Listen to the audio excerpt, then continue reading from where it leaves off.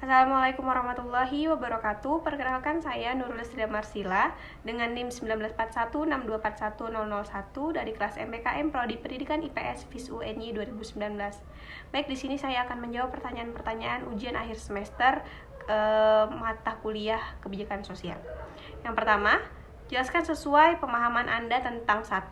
Apa yang dimaknai dengan kebijakan inklusif? 2. Mengapa dibutuhkan kebijakan inklusif yang berdasarkan evidence-based policy? Yang ketiga, bagaimana peluang dan tantangan dalam mewujudkan implementasi inklusif di Indonesia? Oke, baik. Menjawab pertanyaan yang pertama. Apa yang dimaksud dengan kebijakan inklusif? Kebijakan inklusif merupakan kebijakan yang dibuat dengan mengikut sertakan partisipasi kelompok masyarakat dalam pengambilan kebijakan dalam rangka untuk memenuhi kebutuhan dan aksesibilitas kelompok rentan dengan tujuan untuk menyelaraskan hak dan kewajiban individu, menciptakan keadilan, kesetaraan, dan kesempatan yang sama meski berasal dari latar belakang yang berbeda-beda. Menjawab pertanyaan yang kedua, karena adanya evidence-based policy ini, kualitas pelayanan publik dari berbagai sektor akan meningkat. Evidence-based policy banyak menguak bukti-bukti melalui penelitian yang dibutuhkan kebijakan inklusi untuk meratakan hak setiap publik. Dari segi perancangan serta penganggaran akan lebih terencana sehingga program yang dibutuhkan publik, khususnya penyandang disabilitas, dapat terpenuhi dan dampak yang ditimbulkan meluas. Menjawab pertanyaan yang ketiga, banyak tantangan yang dialami dalam implementasi kebijakan inklusif. Salah satunya adalah permasalahan red tape di birokrasi yang sering disebut sebagai penyakit birokrasi. Contohnya, pelayanan yang tidak maksimal dalam proses serta sering mengulur waktu atau proses yang dilakukan itu menjadi rumit dan berbelit sehingga menjadi tidak efektif. Lalu, pertanyaan nomor 2. Jelaskan bagaimana dinamika konfigurasi peran antar aktor dalam kebijakan sosial. Jelaskan masing-masing peran aktor pemerintah, swasta, dan publik dalam setiap tahapan kebijakan sosial melalui perumusan, implementasi, monitoring, dan evaluasi.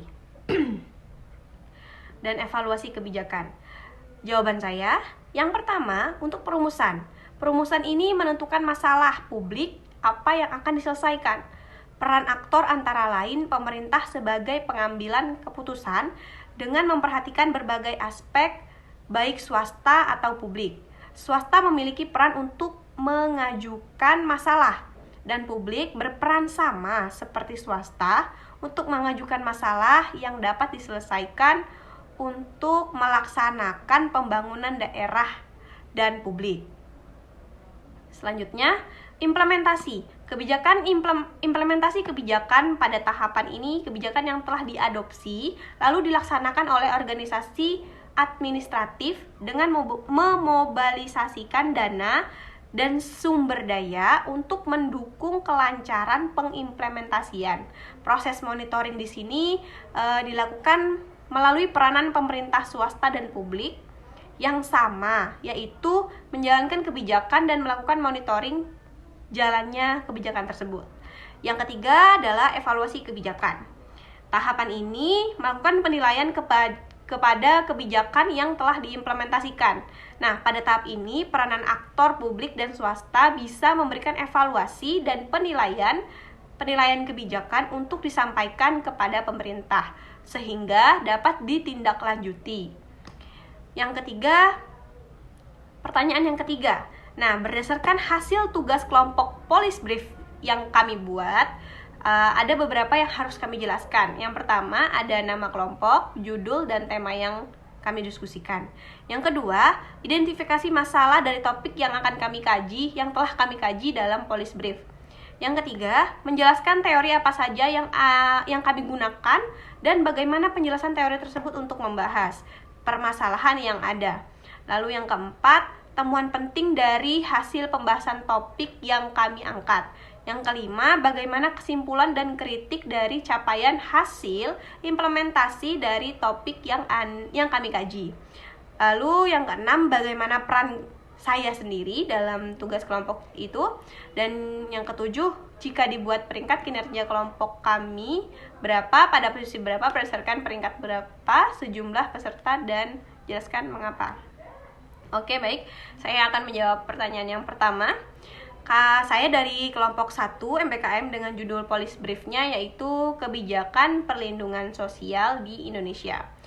Yang kedua, identifikasi masalah yang kami kaji yaitu bagaimana implementasi kebijakan perlindungan sosial di Indonesia.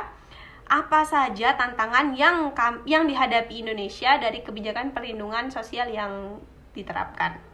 Yang ketiga, pada pembuatan Policy Brief ini kami menggunakan literatur review dengan mengumpulkan jurnal dan artikel mengenai kebijakan perlindungan sosial yang ada di Indonesia, di mana melalui literatur review ini kami menemukan bagaimana proses hingga evaluasi penyaluran kebijakan perlindungan sosial di Indonesia.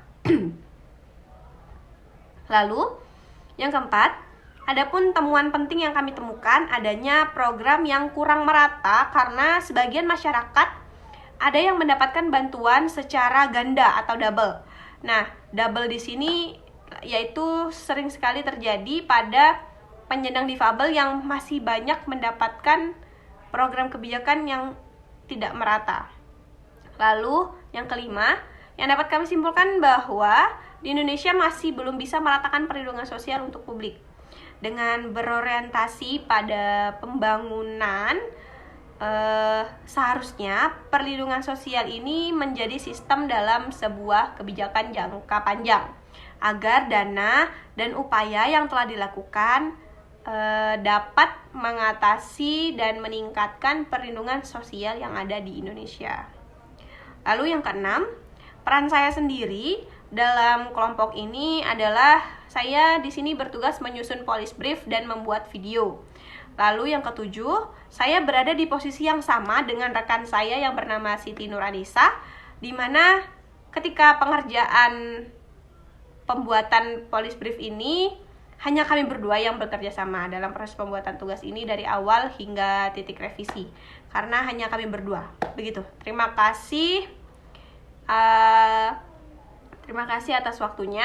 Berikut tadi pemaparan dari hasil ujian mata kuliah kebijakan sosial. Ada lebih dan kurangnya saya mohon maaf. Sekian dari saya ucapkan terima kasih. Wassalamualaikum warahmatullahi wabarakatuh. Selamat siang, pagi, dan sore.